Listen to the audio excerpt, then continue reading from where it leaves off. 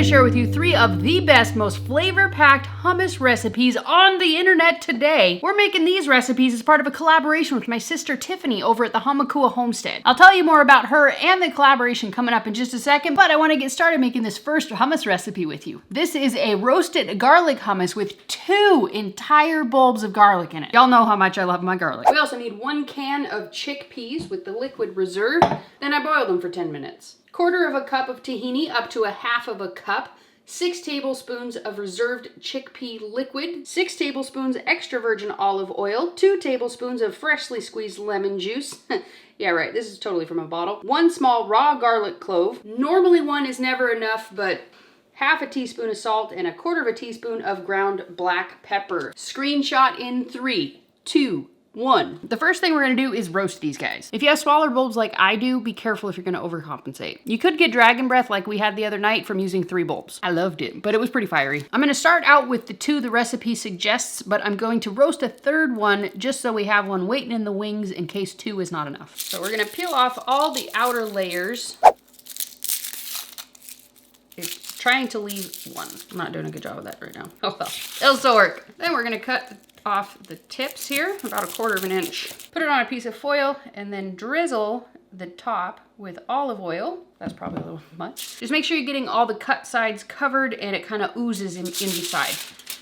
Then close it up into a little ball. If you don't care to use the foil, I definitely don't blame you. I'm sure you could use some kind of oven-safe ramekin with a lid so it can contain the steam and it won't dry out. Putting down some parchment paper in the ramekin could possibly help, but I have no idea, I haven't done it. If you do try that out, let me know down below how it works out for you. We'll put these inside of some kind of an oven-safe dish to collect any spills and into the oven at 400 degrees Fahrenheit. While the garlic is cooking, we are gonna remove as many of the skins as possible from these garbanzo beans. This step is by no means required, but is pretty helpful for those among us who are gut compromised. To make these easier to peel, I did boil these for about 15 minutes. It's not required, but a lot of the bigger canning safety places suggest you doing it. Since we have a sec, let me tell you about my sister, Tiffany, over at the Fermented Homestead. She lives off-grid in Hawaii on a big cattle ranch, and she makes videos mostly around canning. But she also shares some of her life, her family, and how I'm doing these backwards, and how she's able to put her pantry to work for her in the kitchen.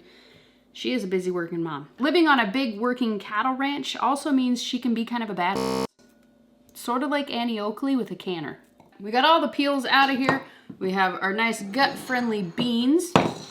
The garlic is cooked. We're ready to rock and roll. What you're looking for with the garlic cloves is a nice golden brown, and you can easily insert a toothpick.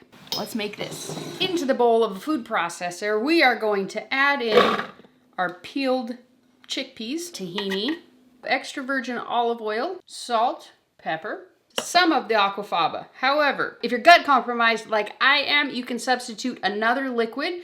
I'm going to be using a fermenting brine. This is from a jalapeno ferment, so it should add a nice little kick to it. Gonna add about 1/2 and process it until smooth. Helps to plug it in. It's beneficial to add the roasted garlic when one is making roasted garlic hummus. Hold please. Taste it. 1 raw garlic clove. I feel like for the average human being, this is perfect. And I think the only way I'm gonna get my husband to eat this is if I leave it alone. Now we're just gonna go ahead and empty this into a bowl. I don't know how people do this on YouTube. How do you do that? To where the camera can see it. But I know what I'm doing. Camera tricks. We'll do one of those fancy swirly things I always see people do. That's not very fancy. Into the fridge and clean up for recipe number 2. We jumped in pretty quick today, so before we get to our next recipe, welcome to the Fermented Homestead. If we haven't met before, hey, my name is Anna, and I bring you along for my gut healing shenanigans while we fill up our pantry and learn the skills we weren't lucky enough to have passed down to us. If you're having a good time, maybe think about hitting that thumbs up button. It really helps us out, and it helps other people to find our channel. Recipe number 2 is a chipotle hummus. I had to try a couple of different recipes because the other ones just weren't floating my boat, but this one is really good. Don't worry, you're the one making this recipe, so you get to control the heat. I know not everybody has a freakish love of heat like I do. I went ahead and peeled all of the other chickpeas. If you guys have any tips on how you can peel these dang chickpeas, in a little bit of an easier way, let me know. I did try putting them in a pot of water and kind of rustling them up with my fingers, but number one, the skins did not float as promised, and number two, it didn't work. So if you got any tips, let me know. That took forever. The recipe calls for 1 can of chickpeas, boiled and peeled, 1 chipotle in adobo sauce pepper, 2 teaspoons of adobo sauce. I'll be using most of the can, but you're the boss, so do whatever makes your taste buds dance. 1 clove of garlic, but we all know 1 is just code for 3. 2 tablespoons of tahini, 2 tablespoons of olive oil, 2 tablespoons of water, 1 tablespoon of lime juice, and half a teaspoon of kosher salt. On to the recipe. Adobo pepper, sauce, garlic, tahini, olive oil, lime juice, water, and salt. Blend. Taste. I think that's good. And we're gonna add this to a bowl, do like Zorro, and put this one in the fridge to solidify.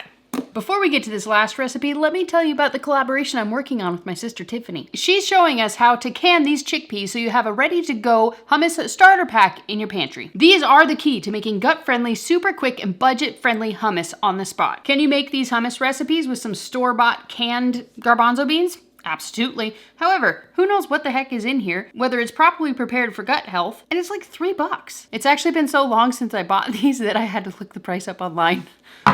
It's really $3. However, this one is properly prepared for maximum digestibility, and it costs less than 75 cents. And that includes the cost of these lovely 4 jars lids. This is so corny. Affiliate link and a 10% off discount code down below. If you're new to canning, Tiffany's video is not just showing you how to can garbanzo beans, it's a detailed beginner's guide to canning. She's gonna help you bust through the mystery and the fears that might keep your canner locked up in the closet unopened for 2 years like I did. No joke, I was terrified of the darn thing, and I even asked for it as a gift. Canning is the ultimate in easy batch cooking, and it doesn't even require any freezer space. It allows you to prepare ingredients, components, even the entire dish for up to 20 meals in a couple of hours. And that's start to finish. It's usually very little hands-on time. This is healthy, homemade fast food that keeps you and your family out of the drive-through line. If you're not new to canning, we can always pick up some tips and tricks from watching other people's beginner canning videos. Not to mention, she's a delight and dangerously close to 1,000 subscribers, so let's get her there. After you finish this video, of course. For your convenience, I will be sure to link her video at the end as well as down below so you don't skip a beat. Now for the last recipe before I show you a ton of different ways that you can use all of this hummus we made today. Story time. The other day, my son and I were at Costco, and I thought it might be a good idea to go ahead and give the sample hummus and chips a try. It was organic. I figured a tablespoon couldn't hurt. It didn't take too long for my gut gremlin to remind me that most commercial brands do not properly prepare their hummus. Very quickly, I felt my insides playing colon bowling. And we had a very long car ride home, but considering how often this kid crop dusts me, I didn't feel too bad. But fortunately, my car was the only thing passing gas. But that experience did inspire me to find the most gut-friendly and flavor-packed recipe I could find. And we're gonna be making some fermented miso hummus. And for anyone who's coming here from my canning videos, you might be like, what? But hang in there, I promise, it's worth it. Fermenting these for a brief time will break down a lot of the toot juice so you're not left playing the booty bongos. The process of properly soaking and canning your beans is gonna help tremendously, but it doesn't get everything. Adding a starter culture like miso and leaving it to feast on the starch at room temperatures will clean up even more of the remaining skunk bait so you're not left feeling the thunder from down under. Remember, healthy foods are not always healthy for everyone. Sometimes you have to take an extra step for some improved digestion. Make sure it's not pasteurized so you'll have the cultures required to ferment. If you want the flavor of miso but you don't have the raw ferment, you can add another starter culture like apple cider vinegar, a starter culture from another ferment, or even some booch. And given how old this miso is, I am gonna add a couple tablespoons of a previous culture. This recipe calls for 2 cans of chickpeas, but I found I prefer 1 for concentrated flavor. 2 cloves of garlic, but we all know that means 4. Half a cup of tahini, 1/4 cup of freshly squeezed lemon juice, this is from a bottle, 1/4 cup to 1/2 cup of water, 1 teaspoon of salt to taste, 2 tablespoons of olive oil, and 2 tablespoons of fermentation culture. I'm using red miso.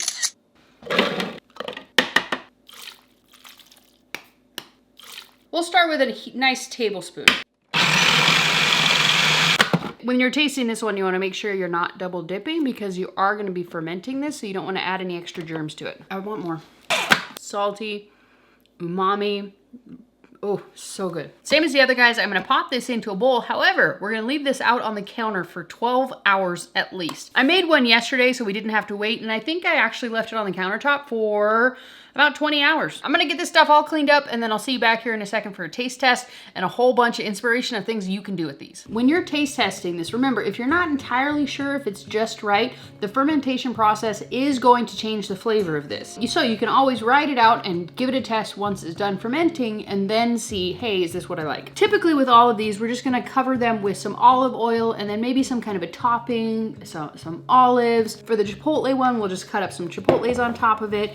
For the miso one, I'm just gonna have this one plain. On the roasted garlic one, if you have some infused garlic olive oil, that would be fantastic here. But you could also just put some extra roasted garlic on top. Maybe that's what I'll do with the extra bowl that I have. You could put caramelized onions. You could put some roasted nuts on top, some roasted bell peppers. There's all different kinds of options of things that you can put on top. I'm just gonna go the plain route today and just put a little bit of olive oil, just because I like the flavor of the hummus. I feel like it really doesn't need much. You know what I'm saying? We're gonna give these a taste test as I'm sharing with you some ways that you can use the hummus that is not just dipping in veggies, but that is the first one. I've got mini bell peppers, carrots, cucumbers. You can even dip it in like some pita chips. Which one will be best with the garlic?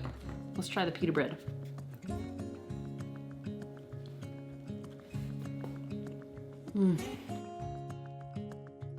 I'm so glad I did not add that extra garlic to it, because it has a nice, like an intense garlic, roasted garlic flavor, but it's not overpowering like the dragon breath we had the other day. With the Chipotle one, let's try some cucumbers, because it's kind of neutral.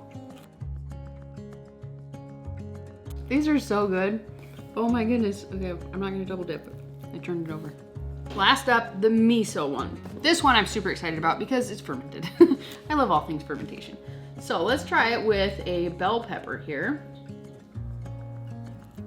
No reason. That is so good. When you're making hummus or you're buying the hummus that's in the store, it doesn't have to be that bland.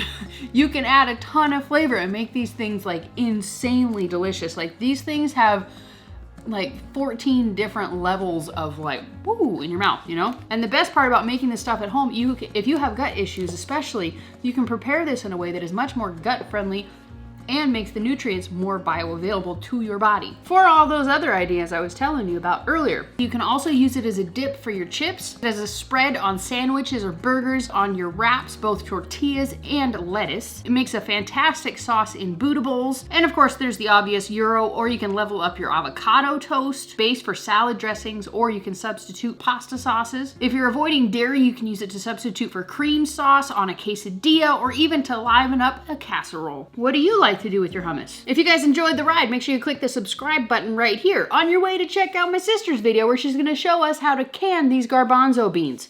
Peace out, sauerkraut.